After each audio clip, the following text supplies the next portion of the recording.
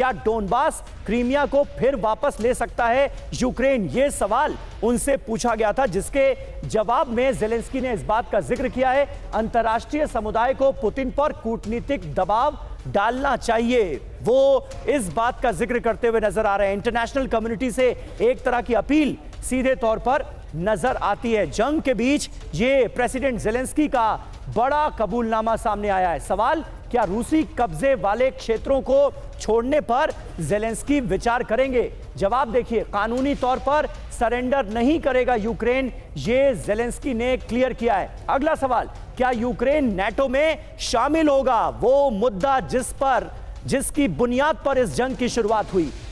Zelensky का जवाब है, हमें नहीं पता। इतने साल तक जंग करने के बाद ज़ेलेंस्की को यह नहीं पता कि उन्हें नाटो का हिस्सा बनाया जाएगा या नहीं, नाटो मेंबरशिप मिलेगी या नहीं, क्या यूरोपीय संघ का हिस्सा बनेगा यूक्रेन? सवाल यह था। जवाब देखिए, हां, लेकिन कब, यह भी हमें पता नहीं। क्या आपने सुना है 10 गायों से महीने में 1.5 लाख रुपए तक कमाना मुमकिन है? अगर आप भी चाहते हैं ऐसा मुनाफा तो अभी डाउनलोड करें फ्रीडम ऐप।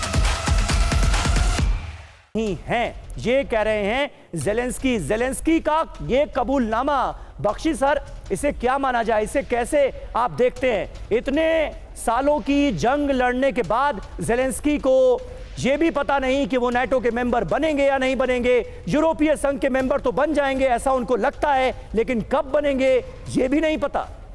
हासिल क्या हुआ यूक्रेन को? नहीं, बेशक देखिए, अभी तक तो जो पेंटागन था वो दबाव डाल रहा था यूक्रेन के ऊपर कि तुम विजय की बात करो, फतेह की बात करो, रूस को हराने की बात करो। हाँ। और ये बकवासबाजी काफी देर तक चली, लेकिन अब जो है यथार्थ ने उनको जकड़ लिया है। कैसे जकड़ लिया है साहब? बाइडेन साहब इलेक्शन हार गए हैं और मोहतरमा उनकी जो थी कमाला हैरिस, वो भी इलेक्शन हार चुकी हैं। Democrats have lost. और जो डोनाल्ड ट्रंप साहब आ रहे हैं, उन्होंने साफ कह दिया है कि मैं पहले दिन जिस दिन मैं चार्ज लेता हूं, मैं रूस और यूक्रेन के बीच सीज फायर कराऊंगा। हाँ। और उन्होंने साफ बोल दिया है यूक्रेन को कि तुमको लॉस ऑफ टेरिटरी एक्सेप्ट करना पड़ेगा। तो ये जो आप बदले तेवर, बदले पोस्चर देख रहे हैं, ये अब यथार्थ को एक्सेप्ट करना पे मजबूर यूक्रेन आपको दिखाई दे रहा है। It he has to deal with facts.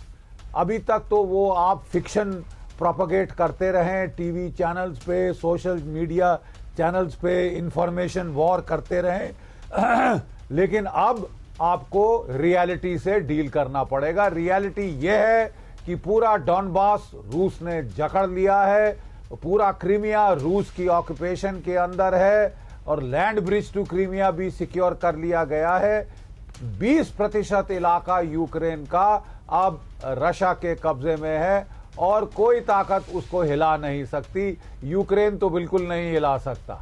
जो थोड़ा बहुत इलाका उन्होंने कुर्स्क का पकड़ा था रूस के अंदर, वहां से भी 45% तो रूस ने वापस ले लिया है और अगले कुछ हफ्तों में लगता है वो बिल्कुल क्लियर कर दे। और ये जो बात वो कह रहे हैं कि इंटरनेशनल कम्युनिटी जो है वो डिप्लोमेटिक प्रेशर बनाए रशिया के ऊपर, इसका क्या मतलब है? किस तरह का प्रेशर बनाया जा सकता है रशिया के ऊपर?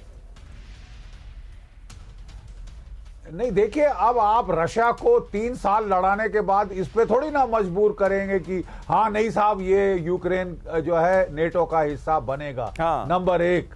और नंबर 2 कि आप यूक्रेन में अमेरिकी फौजें या नेटो की फौजें एक्सेप्ट करें एज क्या कहते हैं सीज फायर के तहत, बिल्कुल नहीं एक्सेप्ट करेगा रूस इसको। क्योंकि वो लड़ा किस लिए है 3 साल?